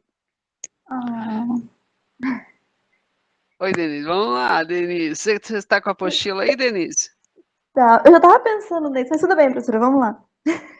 Ah, você já estava pensando na resposta. Beleza. Ela diz o seguinte: mas um cristianismo que usaria a preocupação vertical como um meio para escapar de sua responsabilidade pela vida comum do homem é uma negação do amor de Deus pelo mundo manifestado em Cristo. O que você pode nos ajudar com esse texto? Vamos lá, eu estava bem concentrada no outro. Mas eu entendo, assim, que um cristianismo que se preocupa, né, em usar essa responsabilidade, né, ele não nega, né, a si mesmo, né, ele não nega a sua essência. Ele busca sempre, né, aquele processo, como foi dito em algumas aulas, aquele processo do Espírito Santo, em receber poder, receber renovação, e assim trazer o amor de Deus para as pessoas, né? Eu entendi isso, professora, não sei se está tão correto.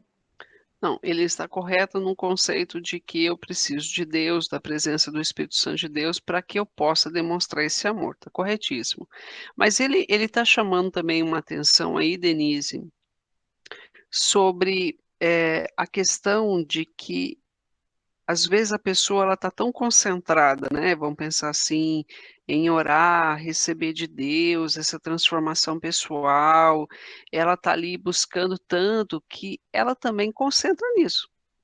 Então ela vai no culto e ela está fazendo o papel dela. Só que ela não está olhando que as pessoas do lado dela estão necessitadas. Porque aqui, ó, ela fala assim, ó, então essa nossa preocupação vertical como meio para escapar da sua responsabilidade pela vida comum. Então, quando ela fala de vida comum, ela também está falando sobre, às vezes, uma necessidade de comida, bebida, de vestir, né? E é uma negação do amor de Deus pelo mundo. Então, muitas vezes nós criticamos aí o espiritismo, porque o espiritismo nós sabemos também, né? Eles fazem o bem para o próximo porque eles acham que aquela é uma forma de pagar a pena deles, né? O karma deles, e que eles estão produzindo alguma coisa para o futuro. Então, não é só uma questão de amor ao próximo, mas é uma questão também de certa forma, plantar e colher. Mas aqui eu queria que você me falasse um pouquinho de como que é a vida da Denise, da igreja da Denise, onde ela está inserida, com relação a essa preocupação com as coisas comuns da sociedade, né? As necessidades hoje. Quantas pessoas, por causa do Covid, perderam emprego, estão com necessidade? De que forma que é a parte social, vamos pensar assim, da sua igreja e da Denise? Bom, é bem legal porque a gente tem presenciado nos últimos. A gente iniciou esse ano com cultos aos sábados e os grupos, né? Uma coisa que tinha parado devido mesmo à pandemia. E uma coisa até que eu achei bem conveniente também, que foi passado no filme que a gente assistiu em Defesa de Cristo, que quando a esposa dele chega para ele e fala assim, e se você não tivesse chegado? Aí a enfermeira fala assim, com Deus não tem si. Ele tem um propósito. Então, esses cultos que têm acontecido no sábado, tem chegado 2 cultos, chegaram 2 pessoas. No culto de mulheres chegou uma pessoa totalmente assim suja, desnorteada, e ele falou, posso entrar? Os meninos podem? Então ele entrou e ele estava com fome. Então rapidamente os irmãos já correram na casa de alguém, porque tem casa perto, prepararam um pratão de comida para ele, e ele ficou super satisfeito, ficou bem feliz, além de ouvir a palavra, ele saiu cheio ali com a sua barriguinha. É E isso agora aí. sábado foi culto de louvor também, e a gente todo mundo empenhado, porque assim, a gente às vezes fica mesmo muito frisado, muito assim, com aquele objetivo, vamos decorar a igreja, vamos fazer anúncio, vamos preparar um louvor bem legal. E assim, para mim, foi tudo maravilhoso, os louvores foram maravilhosos, mas eu digo assim, uma experiência minha mesmo, assim, pessoal que eu tive. Eu estava na porta, pegando o nome de quem estava chegando, os visitantes, e daí chegou um senhor que estava coletando material reciclável, e ele falou assim, moça, eu tô com uma pessoa aqui, esse senhor aqui, ele tá perdido, ele veio de Itaquá sozinho, e ele toma medicamento, eu acho que ele tá desorientado. Ele pode ficar aqui, porque esse horário já não tem mais para onde ele ir, não tem para onde levar. Eu falei, olha, meu senhor, a gente também não tem onde deixar, mas eu vou conversar com o pastor e a gente vê o que a gente pode fazer. Aí eu falei para ele, como é o seu nome? Ele falou, meu nome é Celso. Eu falei, Celso, senta aqui, por favor, que a gente vai conversar com o pastor, você lembra de alguma coisa, tem algum telefone? Ele falou, não. E assim, ele bem tranquilo, mas realmente você vê com uma pessoa que parecia uma criança. Ele tem 47 anos, mas parecia uma criança perdida na cidade grande. E daí o pastor conseguiu ligar para a assistente social da cidade aqui, Jacareí, e uma pessoa veio. Só que esse tempo que ele estava aguardando, ele assistiu o culto com a gente. E nisso a gente deu para ele ali um sanduíche, a gente deu para ele um biscoito, eu conversei com ele e tudo mais. E na hora de ir embora, eu estava ouvindo a palavra, né? E ele veio e me cutucou, estava sentado, ele veio e me cutucou, assim, falou, tô indo embora, tá, tchau. Falei, tchau, você quer se despedir? Quero. Daí eu fui com ele até o carro, e ele se despediu, assim, bem tranquilo, assim, e, assim, eu senti realmente a presença do Espírito Santo tratando ali com a gente, sabe? De como, se não tivesse o culto, aonde que aquele homem ia achar, naquele momento, um abrigo, eu achar alguém que fosse ligar para a assistente social, e bem naquele dia tinha um irmão que tinha um telefone específico. Então, assim, olha como que Deus, né, tem todo o seu processo, todo o seu plano, tanto espiritual que a gente ia lá para adorar, mas também físico para aquela pessoa, né? Mas essa é a visão que a autora aqui ela está comentando, né? Da minha preocupação, eu não posso simplesmente dizer assim, não, mas eu sou uma mulher de oração, eu sou uma pessoa que busca Deus, sou uma pessoa. Isso não pode estar desassociado à minha vida também no sentido de olhar para as necessidades físicas de uma pessoa, da parte realmente que é social. Então a igreja, ao longo do tempo, ela perdeu um pouco a visão do assistencialismo, vamos pensar assim em outras palavras, aquele trabalho que é feito. E aí é onde ele está dizendo. Ela diz assim, olha, eu não posso escapar da responsabilidade pela vida comum do homem, porque isso é uma negação do amor de Deus pelo mundo. E Jesus deixa isso muito claro, por exemplo, na multiplicação dos pães. Ele vê aquela multidão toda ali cansada e ele vira para Filipe e fala assim, Filipe, como é que a gente vai fazer para alimentar esse povo todo? E aí alguém vira para ele e fala, despede esse povo, senhor. Vamos mandar embora esse povo, porque a gente não tem condições de alimentar todo mundo. E Jesus mostrou claramente, ele pegou o pouquinho que tinha, deu graças a Deus e multiplicou aquilo. Às vezes a igreja fala, mas eu também não tenho. Ué, mas vamos fazer, vamos ter fé, vamos fazer o processo de multiplicação, né? Tem alguém aqui que não comentou ainda, pessoal? Porque eu não consigo ver todo mundo aqui. Me ajude aí. Tem alguém que está quietinho aí, escondido aí? Ah, Rogério está aí. Muito bem, Rogério.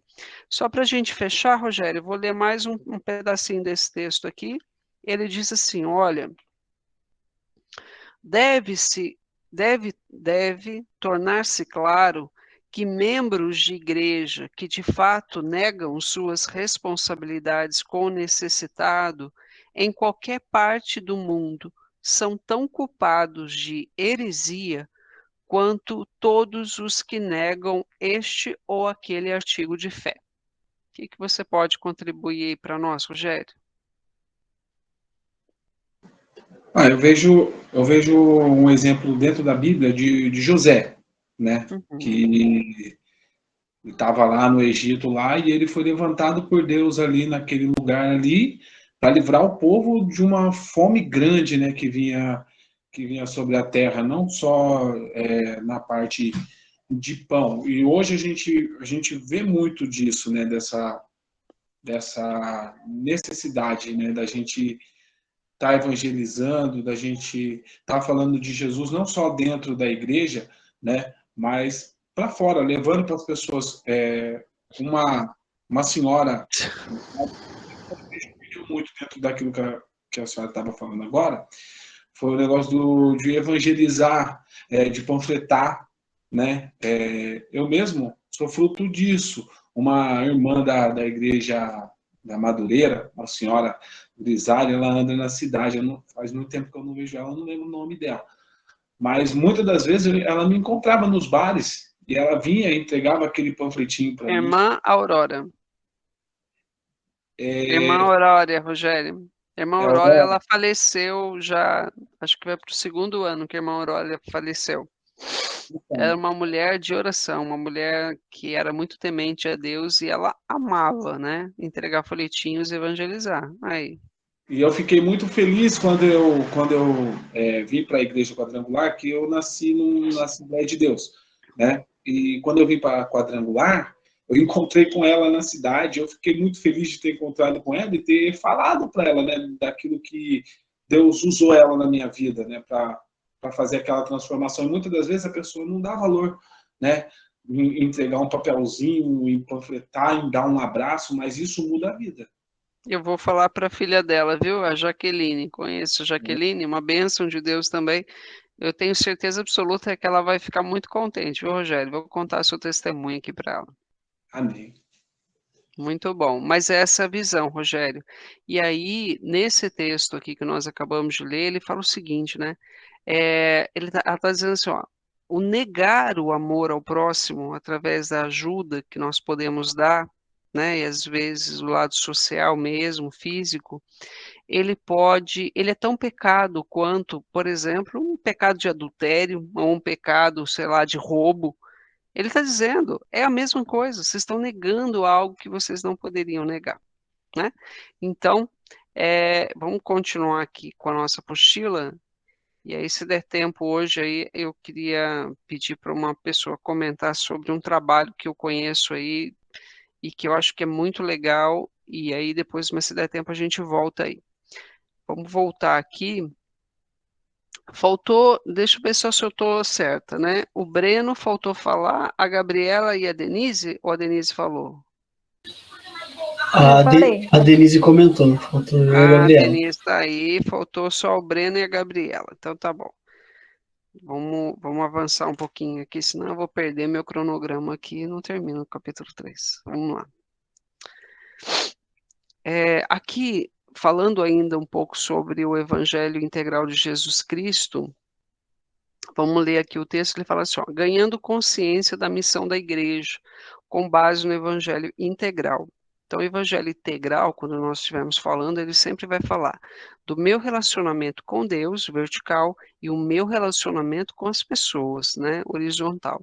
Infelizmente, a falta de equilíbrio quanto à visão do Evangelho Integral e da missão integral da igreja tem gerado na história da igreja 2 extremos. Primeiro, aquela igreja que cuida muito do aspecto espiritual. Então, ela é totalmente voltada ao relacionamento com Deus. E há outro tipo de igreja que ela é muito causa social. Então, aí são dois extremos. Eu não tenho encontrado muito igreja assim, que é só causa social, mas esses dois extremos, eles não podem trabalhar dessa forma. Na verdade, o que se deseja é que haja o equilíbrio entre os dois. Né? Então, ambos os extremos estão errados. Por quê? Porque nós não acreditamos que iremos para o céu pelas nossas obras. Então, não é porque eu dou cesta básica, não é porque eu dou parte do meu salário para isso ou para aquilo que eu vou para o céu. Se eu penso dessa forma, eu estou cometendo uma heresia. Mas também não adianta eu acreditar que simplesmente tendo uma vida de oração, indo à igreja, tentando fazer tudo certo, mas negligenciando essa parte, eu também estou correto, porque como a gente acabou de ouvir aqui, nós estamos pecando do mesmo jeito. Então, a proclamação das boas novas da salvação, ela confronta o pecado, ela confronta as injustiças e toda forma de opressão que existe. E a fome é uma forma de opressão muito grande que existe hoje. As crianças que estão aí sem nada, muitas vezes, é uma forma de opressão. E a igreja não pode ficar quieta diante disso. Né? E aí, vamos olhar um pouquinho para frente. Eu, assim, a minha opinião, né, pessoal aí nesse caso. Tem muitas pessoas que falam assim, pô, a igreja não pode se envolver na política. Beleza, eu acho que tem alguns aspectos que ela não deve mesmo. Mas será que nós também não devemos, de fato, ter representantes lá que possam estar lutando ali para aquilo que de fato nós acreditamos? Então precisa também, na minha visão pessoal, nós precisamos sim ter representantes lá que realmente possam entregar esse Brasil nas mãos de Jesus. Eu sonho ainda com um dia que um presidente da República, de fato, né, um servo de Deus possa ali, no momento que ele receber aquela faixa, né, que ele está recebendo ali a autoridade para ser o líder dessa nação, ele dobre o seu joelho, pegue aquela faixa antes de colocar no seu corpo, e entregue aquela faixa para Jesus, entregando essa nação para Jesus. Então, nós precisamos também olhar para esse aspecto. Será que a nossa luta, a nossa oração e as nossas atitudes de entregar o pão para aquele que precisa, né, e isso tudo está correto, mas também nós temos que ter um compromisso também em garantir aquela proteção através das orações de intercessão aos nossos líderes, que estão lá representando Jesus, que estão representando aquilo que nós acreditamos. E eu confesso, eu, Priscila, apesar de entender tudo isso, muitas vezes sou falha nessa intercessão, nessa luta também, que ela é tão importante quanto, né? Esses dias eu vi um testemunho que eu achei muito interessante. Ela é de uma faxineira, crente, uma faxineira, serva de Deus. E ela dizia assim, ela diz assim no testemunho dela, né, que ela trabalha lá no Congresso, ela trabalha ali naquelas salas de reuniões onde as pessoas se reúnem para trabalhar, e ela, obviamente, chega mais cedo, né? Então ela começa a limpar aquilo. Ela começa a limpar, deixar tudo em ordem, mas enquanto ela faz isso, ela vai orando, pedindo a Deus, né, para que Deus quebre ali o jugo, quebre, né, tudo aquilo que está amarrando, né, que vai influenciar de forma errada e tudo mais. E eu fico pensando, aquela mulher também não está se preocupando com a parte social? Ela também não está lutando também, então nós precisamos enxergar de uma forma mais ampla todas as armas que Deus tem disponibilizado. Será que nós podemos lutar contra o aborto? Quantas crianças estão morrendo? Lutar para que essas leis todas que aí estão tentando mudar, elas possam ser refriadas. Aquilo que os filhos estão aprendendo dentro da escola, será que nós devemos ser tão passivos assim? Tenho ouvido falar muito de passividade. Nós temos sido passivos demais com tantas mudanças que o mundo está trazendo e que nós, às vezes, estamos preocupados com o nosso quadradinho, né? Nosso quadradinho é a nossa igreja. Não, aqui dentro nós pregamos a doutrina correta. Tá bom, mas quando o seu filho vai para a escola pública, o que ele está aprendendo lá dentro? De que forma você, pai e mãe, pode estar cristão, né? Pode estar também influenciando. Então, essa influência social, pessoal, ela é mais do que dar uma cesta básica. Nós poderíamos estar influenciando mais, né? Olhando também para questões assim, tendo mais poder de influência. Pensa que você, hoje, às vezes, assumindo uma posição de liderança na sua empresa, você pode ali fazer a diferença para Jesus ali, com a sua honestidade, com a sua integridade, mas também levando o evangelho, sendo mais justo, mais correto ali. Isso também é social. Isso também é um aspecto que nós precisamos levar em consideração aí. O reino de Deus, ele é o centro da mensagem do Novo Testamento. Então, o cerne dos ensinamentos de Jesus, ele foi anunciado por João Batista. Então, aqui agora eu queria ler com vocês alguns textos e a gente vai passar por eles aí para a gente poder formar a ideia do que a gente quer colocar como tema central do Evangelho de Cristo. Então, abram em Mateus, então a gente vai fazer uma maratona aqui agora. Mateus, capítulo 3, verso 2. Ele fala o seguinte aí. Mateus, capítulo 3, verso 2. E dizendo, arrependei-vos, porque o reino do céu tem se aproximado. Essa era a mensagem de João Batista. Não existe salvação sem arrependimento, que é o que a gente comentou aqui da graça barata, né? Fique como está. Não. O princípio da salvação passa por arrependimento. E arrependimento, por definição, é o quê? Mudança de direção. Estou indo para cá, inverto, começo em outro sentido. Então, se eu estou pecando, eu tenho que deixar de pecar. E preciso não pecar mais. Vá e não peques mais. Foi o que ele disse para aquela mulher pega em adultério. Então, o princípio da salvação passa pelo arrependimento. Vamos em Mateus capítulo 6, no verso 33, falando agora de prioridades. Mas buscai primeiro o reino de Deus e a sua justiça, e todas essas coisas vos serão acrescentadas. Então, de novo, é aquilo que eu procuro primeiro. Romanos 14, 17.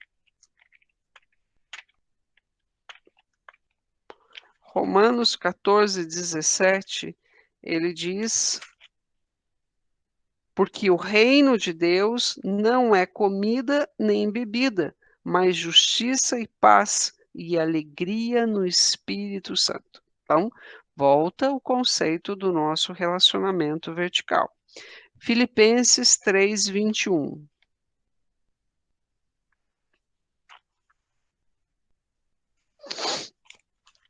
Filipenses 3, 21, ele diz assim,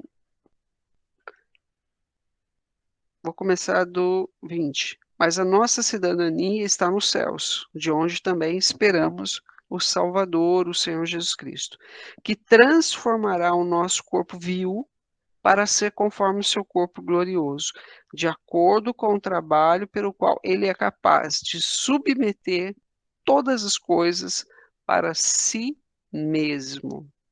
Segundo Pedro 3:13. Vamos lá?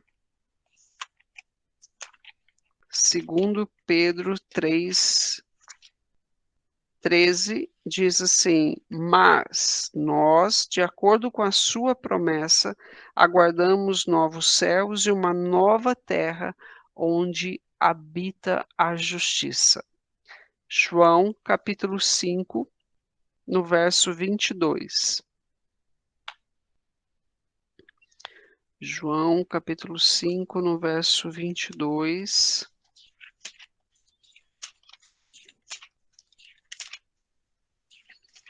João capítulo 5, no verso 22, ele vai falar sobre porque o Pai a nenhum homem julga, mas confiou ao Filho todo o julgamento.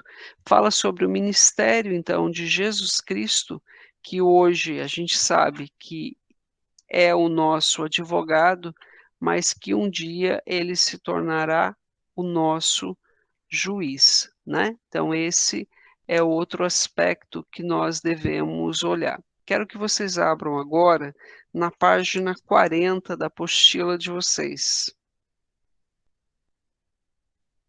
Aliás, na página 41. E nós vamos ler o Credo Niceno, né? Esse Credo Niceno, ele foi composto pelo Concílio de Nicéia, 325 anos depois aí da ascensão de Jesus. E ele expressa a doutrina da Trindade, que era contra uma seita que tinha surgido na época chamada arianismo. E esse credo, ele é aceito tanto por católicos como protestantes. Ele fala o seguinte: creio em um Deus, Pai Todo-Poderoso, Criador do céu e da terra, e de todas as coisas, visíveis e invisíveis, e em um Senhor Jesus Cristo, unigênito Filho de Deus, gerado pelo Pai antes de todos os séculos, Deus de Deus, luz da luz, verdadeiro Deus do verdadeiro Deus, gerado, não feito, de uma só substância com o Pai, pelo qual todas as coisas foram feitas, o qual por nós homens e por nossa salvação desceu dos céus, foi feito carne pelo Espírito Santo, nasceu da Virgem Maria e foi feito homem, e foi crucificado por nós sobre o poder de Pôncio Pilatos. Ele padeceu e foi sepultado, e no terceiro dia ressuscitou conforme as Escrituras, e subiu ao céu, e assentou-se à direita do Pai, e de novo há de vir como glória para julgar os vivos e os mortos, e o seu reino não terá fim. E no Espírito Santo, Senhor e vivificador, que procede do Pai e do Filho, que com o Pai e o Filho conjuntamente é adorado e glorificado, que falou através dos profetas. Creio na Igreja una, universal e apostólica. Reconheço um só batismo para a remissão dos pecados e aguardo a ressurreição dos mortos e da vida do mundo vidouro. Então esse é o credo niceno, né? Que era contra aí uma heresia chamado arianismo, né? Que não acreditava, né, que Jesus Cristo realmente fosse Deus. Então, essa era uma forma de combater, e é um credo que, de fato, fala quem é Jesus, quem é o Pai, como foi gerado, para que veio, e, de fato, aquilo que virá, né? Então, ele fala, creio na ressurreição dos mortos, creio na vida vindoura. Muito bem, olhando ainda para esse tema, ele fala o seguinte, né? O que significa a etimologia do termo reino? Significa soberania, autoridade real e domínio. Uma das coisas que a gente aprende no livro de Colossenses, o livro de Colossenses é um livro muito interessante, como de formas que eu já comentei com vocês, porque ele veio combater essa carta do apóstolo Paulo, e veio combater também heresias que estavam sendo colocadas na igreja de Colosso. E uma dessas heresias, ela colocava em xeque a soberania de Cristo. Então, por isso, o livro de Colossenses, o apóstolo Paulo, ele fala coisas ali que ele não falou em nenhuma outra carta, a não ser, tem muita semelhança com a carta de Efésios, mas ela vem ressaltar, sem sombra de dúvida, a supremacia de Cristo, o real domínio. E uma das coisas que você encontra no livro de Colossenses, você que ainda não conseguiu terminar de ler esse livro, só tem 4 capítulos, fica aqui a dica, leia. Ele comenta algo sobre nós sermos transportados, saindo do reino das trevas e indo para o reino da luz, um reino de soberania, de autoridade real e de domínio. Então, nós precisamos tomar muita consciência de onde nós estamos, daquilo que foi conquistado por Jesus na cruz do Calvário. Nós não pertencemos mais ao reino das trevas, então nós não podemos mais ser dominados por ele, ainda que Satanás sempre tente nos confundir, ele quer nos levar de volta para aquele reino, trazendo ali a mágoa, trazendo às vezes a raiva, trazendo a ira, trazendo tantas situações nesse mundo, né, que nos aflige, e ele quer nos transportar de volta para lá, mas você tem que tomar uma posição, né, e dizer assim, não, eu fui transportado para outro lugar, eu estou em outra posição hoje, eu hoje posso vencer esse pecado, eu hoje posso matar a minha natureza carnal, porque eu agora já fui transportada para esse outro reino. Jesus ensinou que o reino nasce dentro de nós. Quando os discípulos perguntaram, Senhor, quando é esse reino? Quando ele virá? Ele disse assim, o reino já está dentro de você. A partir do momento, então, que o Espírito Santo de Deus está, né, em você. E outro ponto que ele diz lá em Mateus 3,13, ele fala assim, o reino é como um fermento, porque o fermento faz com que a massa cresça. Ela, né, leveda ali a massa, ela cresça. Assim é o reino de Deus. Ele precisa crescer, ele precisa expandir e ele nasce dentro de cada um de nós. John Stott foi um grande homem, ele fala assim: no essencial, nós precisamos buscar unidade. Naquilo que não é essencial, flexibilidade. É em todas as coisas o amor. O que ele quer dizer com isso? Essas discussões, às vezes, que existe de uma igreja para outra. Meu Deus do céu! Ah, porque pode usar saia, porque não pode usar saia, porque pode cortar o cabelo, porque não pode cortar o cabelo. Será que isso é essencial? Não, gente, isso não é essencial. Então, nós vamos flexibilizar essas coisas que não são importantes. Naquilo que é essencial, Jesus Cristo é o Senhor, santidade, precisamos ter unidade. Tem que ter concordância. Mas em todas as coisas, ele diz, precisa ser o amor, porque o amor é o vínculo da perfeição. Então, o verdadeiro amor, ele consegue transformar, ele realmente consegue mudar. Não pode ter essa questão rígida, às vezes, que a gente vê, ah, não, a minha igreja que é certa, isso aqui que é certo. Isso faz com que o reino de Deus se divida, e o reino de Deus não pode se dividir, ele precisa estar unido, porque a Bíblia diz que o reino dividido, ele perde força. O reino, a Bíblia diz no livro de Mateus, capítulo 11, no verso 12, ele é tomado com esforço. Então, de novo, aquilo que nós estamos falando de uma vida de negação, uma vida que não pode, não tem evangelho sem cruz. E Jesus disse assim, olha, cada um tome sua cruz e siga-me. Existe uma cruz. Mas que cruz é essa, Priscila? É a cruz da negação. É a cruz que eu luto contra mim mesmo, contra a minha carne. É a cruz que eu luto contra o mundo, aquilo que o mundo oferece contra o diabo. Essa é a cruz que o cristão precisa carregar. E o reino, então, de Deus é tomada com esforço. Nós precisamos lutar por esse reino. Por isso que a Bíblia diz, você pega o livro de Efésios, ele fala assim, gente, nós vivemos uma guerra, nós vivemos uma batalha, vocês precisam se revestir, porque senão vocês não vão suportar essa luta e essa batalha. Expressar as virtudes que refletem o caráter de Cristo. Essa é a nossa obrigação. Esse amor que, então, de novo, ele é, sem sombra de dúvida, o Garanta suas árbitro vendas de em todas as 2022. coisas. Infinity Nós Black Smart com precisamos as ter melhores a taxas. alegria de 12 horas Jesus, de bateria.